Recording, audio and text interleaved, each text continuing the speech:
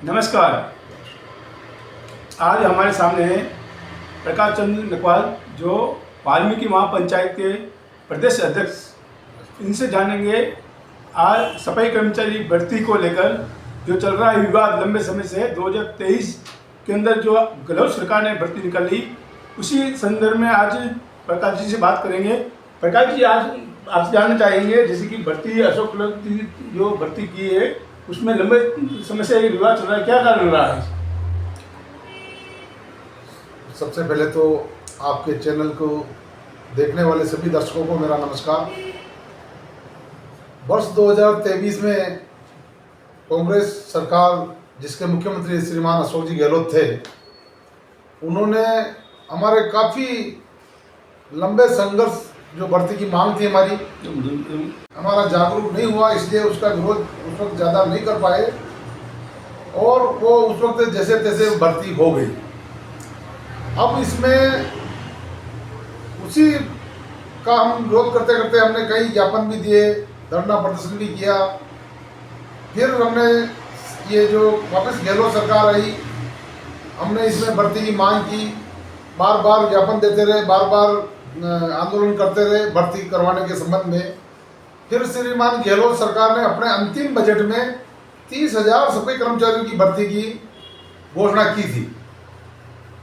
उस घोषणा के बाद में उन्होंने सबसे पहले फिर 13,184 की जो सफाई कर्मचारियों के राजस्थान में रिक्त पद है, उन रिक्त पदों के लिए 13,184 पर भर्ती निकाली।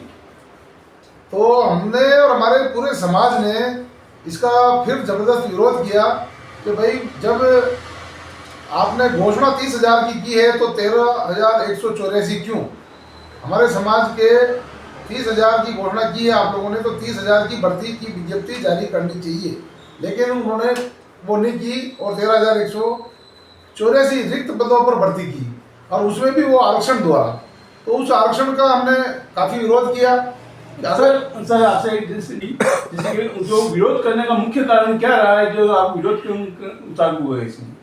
विरोध का मुख्य कारण, जैसे 13,184 की जो भर्ती निकाली, जो वो रिक्त पदों की थी, तो वो रिक्त पद तो सिर्फ और सिर्फ हमारे समाज के लोगों के ही हुए थे।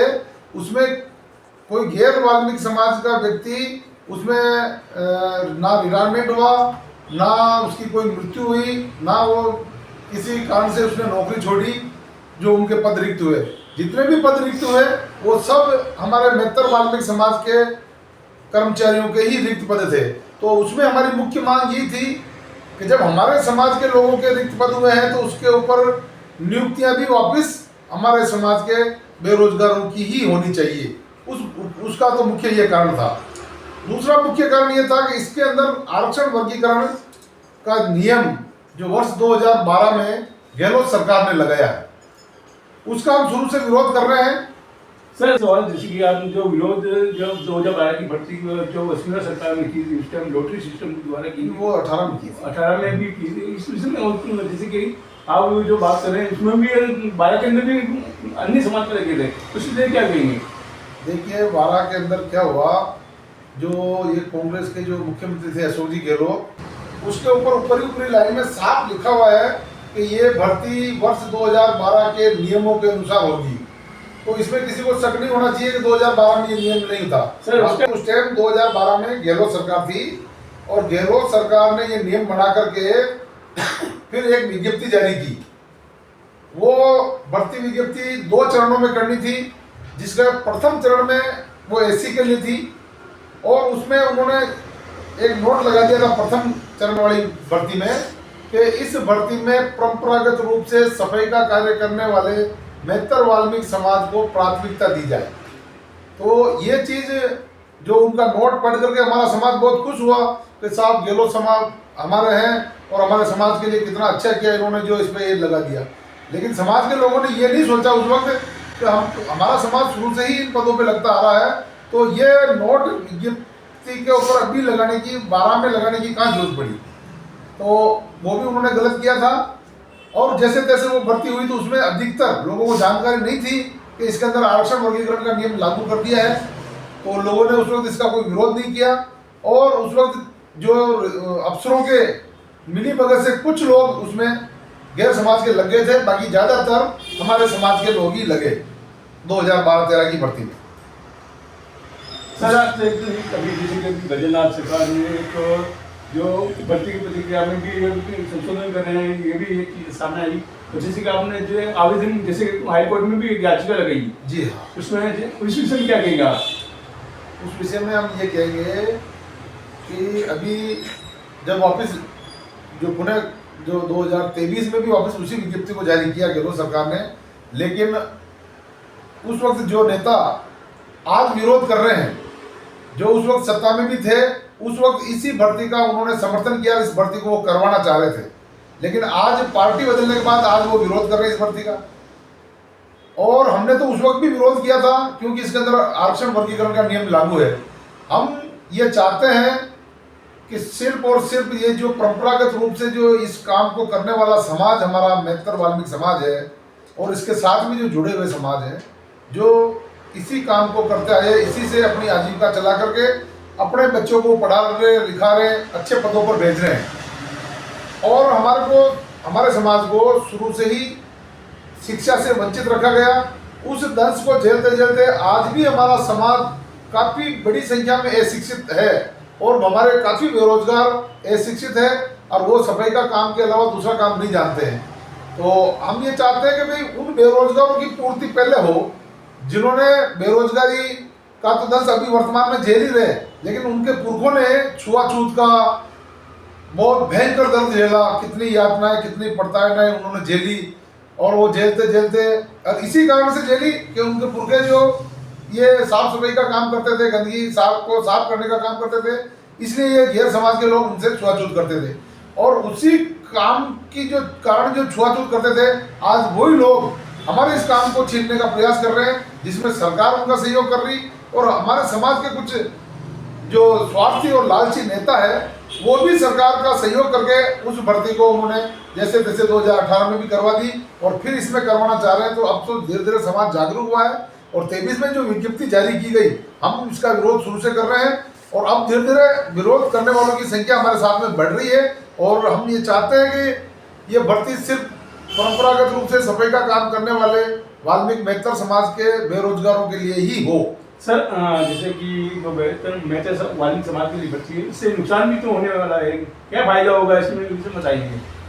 देखिए, इसमें नुकसान तो समाज के बेरोजगारों का, अगर ये भर्ती होती है, समाज के बेरोजगार लगते हैं, तो इस समाज का फायदा ही होगा, क्योंकि ये समाज शुरू से ही वंचित रहा है, शोषित रहा है, पीड़ित रहा है, और बहुत ही मतलब अन्य लोगों से ये बहुत दुखी समाज रहा है, बेरोजगारी का दंश अभी भी झेल रहा है। और इसका मुख्य कारण हमारे को जो शिक्षा से वंचित रखा गया, और वो अशिक्षित लोग हैं, इस काम के अलावा दूसरा काम जानते नहीं है, उन लोगों के लिए लड़ाई है। बाकी हमारे आने वाले बच्चों के लिए तो हम उन बच्चों को और उनके माता पिता को यही संदेश देते हैं कि अपने बच्चों को खूब अच्छी शिक्षा दिलाओ, उच्च शिक्षा दिलाओ, उच्च पदों पर भेजो। लेकिन जो बेरोजगार है वो अपने बच्चों को पढ़ाएंगे कैसे? जब तक उनके पास रोजगार नहीं होगा तो अपने बच्चों को वो शिक्षा कैसे दिलाएंगे?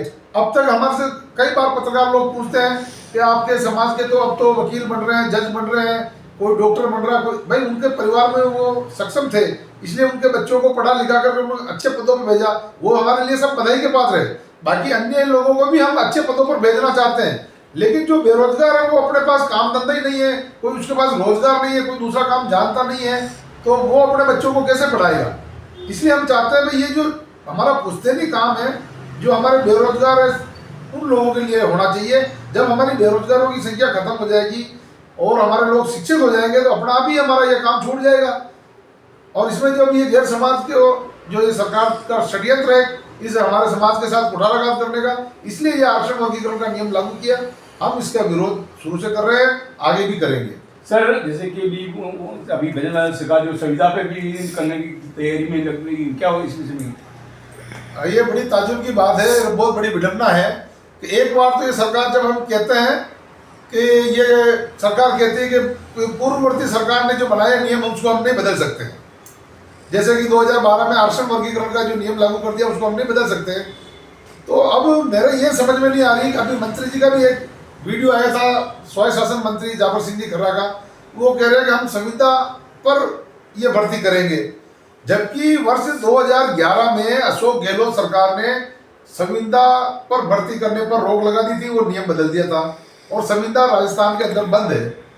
अब 2011 के नियमों को तो ये मंत्री जी वापस चालू कराना चाह रहे हैं, तो इसके बनिस्बत 2012 के नियमों में क्यों बदलाव नहीं करना चाहते हैं? 2012 के नियम बदल दो तो हमारे समाज में ये फैला हुआ असंतोष खत्म हो जाएगा और हमारे समाज के लोगों की नियुक्तियां हो जाएगी।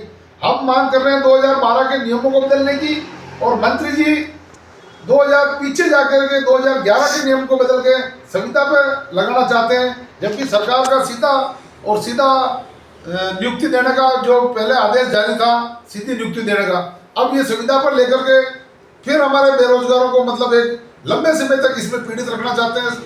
तो उसका भी हम विरोध करते हैं कि अगर संविदा पे रखे तो भले 2 महीना 3 महीना का 6 महीने का समय हो, उसके बाद तुरंत वो स्थायी होना चाहिए। ऐसा हमारे इसमें मांग पत्र है। संविदा के बजाय आप जैसे संविदा पे मस्टोल पे जो भी रखो, लेकिन उसका टाइम पीरियड ऐसा होना चाहिए कि 6 महीने ज़्यादा से ज़्यादा, ताकि उस 6 महीने बाद ही वो स्थायीकरण हो सके। बाकी संविदा पे अभी एमपी सरकार को देख लीजिए और दूसरे राज्य हैं जहाँ पे संविदा पे लगे हुए लोग जिनको 10-10, 20-20, 25-25 साल हो गए, वो अभी तक स्थायी नहीं हो पाए। तो कहीं ऐसा तो नहीं करते हुए ये सरकार हमारे लोगों के साथ, इसलिए हमारा उस बात का विरोध है। अगर ऐसा सरकार लिखित में देती है कि हम संविदा पर 6 महीने या 12 महीने रख करके उनको स्थायी कर देंगे और सिर्फ बेहतर वाल्मीकि समाज के लोगों को ही इसमें लगाएंगे, तो हमें कोई तकलीफ नहीं। बाकी हमारा विरोध, मुख्य विरोध आरक्षण वर्गीकरण का विरोध है। सर, जैसे कि अभी अगर सरकार अगर संविदा पर भर्ती करती है तो आगे की रणनीति क्या रहेगी आपकी? ये जोड़ लेंगे, संविदा पर करती है तो हम यही सरकार से मांग करेंगे कि जिस प्रकार एमपी के अंदर हो रहा है वैसा हमारे सरकार के अंदर नहीं होना चाहिए, और संविदा पर करने के बजाय आप सीधी भर्ती कीजिए। और वास्तव में इस सरकार की नीति साफ है और ये हमारे मित्र वाल्मीकि समाज को लाभ पहुंचाना चाहती है, तो क्यों नहीं 2012 में जो कांग्रेस सरकार ने आरक्षण वर्गीकरण का नियम लागू किया था, उस नियम को बदल करके बेहतर वाल्मीकि समाज के लोगों को ही 100% नियुक्तियां दिया जाए। ऐसी मांग जब राजस्थान का पूरा समस्त वाल्मीकि समाज कर रहा है, और इस मांग के समर्थन में विधानसभा के अंदर हमारे पक्ष विपक्ष के सभी विधायकों ने हमारे इस मांग का समर्थन किया है। खुले मंच पर, खुले विधानसभा के अंदर पक्ष और विपक्ष के सभी विधायकों ने ये बात खुल करके कही है कि सरकार को यदि कोई नियम हटाना पड़े तो हटाए, या नया नियम लागू करना, सफाई कर्मचारियों के पदों पर भर्ती करे। क्योंकि गैर समाज को जब भर्ती करते हैं तो वो महीने 2 महीने बाद ही टेबल कुर्सी मांगते हैं, और वो अन्य पदों पे उनके अधिकारियों से मिली भगत से वो कोई बागवान बन जाता है, कोई ऑफिस में चपरासी लग जाता है, कोई कंप्यूटर पे बैठ जाता है, कोई ड्राइवरी कर लेता है, या फिर किसी अफसर के घर पे खाना बनाने के लिए लग जाते हैं और करते हैं, और उनका जो सफाई का भार हमारे समाज के लोगों पर आता है। तो इसलिए हम इस भर्ती का विरोध कर रहे हैं कि गैर समाज को आपने इंक्लूड तो कर लिया, लेकिन जैसे 2018 में गैर समाज के लोग शामिल हो गए, वो आज दिन तक काम नहीं करते हैं। उसका प्रत्यक्ष उदाहरण राजस्थान सरकार द्वारा कम से कम 18 आदेश अब तक जारी हो चुके हैं, 18 से भी ज्यादा हो गए होंगे, मैं अंदाजन कह रहा हूँ, उनको मूल पदों पर लगाने के लिए। और ना तो उस आदेश की वो पालना होती है, सिर्फ सरकार आदेश निकाल देती है, लेकिन वो अब तक मूल पद पर नहीं लग रहे हैं। वो जरूर मूल पद पर कर रहे हैं काम, लेकिन अधिकतर लोग नहीं कर रहे हैं, और वो सरकार का टेबल कुर्सी है, और वहाँ लाखों की संख्या में भीड़ होगी, और अगर वहाँ भीड़ में किसी प्रकार की कोई भगदड़ मच गई या कुछ ऐसा हादसा हो गया तो, और उसमें महिलाएं को भी ले जाया गया है, किसी के साथ कोई हादसा हो गया तो उसकी जिम्मेदारी कौन लेगा? सरकार लेगी? या मैं तो यही कह रहा हूँ ना, वाल्मीकि समाज के लोगों को जो ये ले जाने वाले हैं, तो कम से कम इनको ये भी सोचना चाहिए कि सरकार ने वाल्मीकि समाज के हित के लिए विशेष ऐसा क्या काम कर दिया जो हम वाल्मीकि समाज के कर्मचारियों की बसें भर भर के वहां लेके जाए।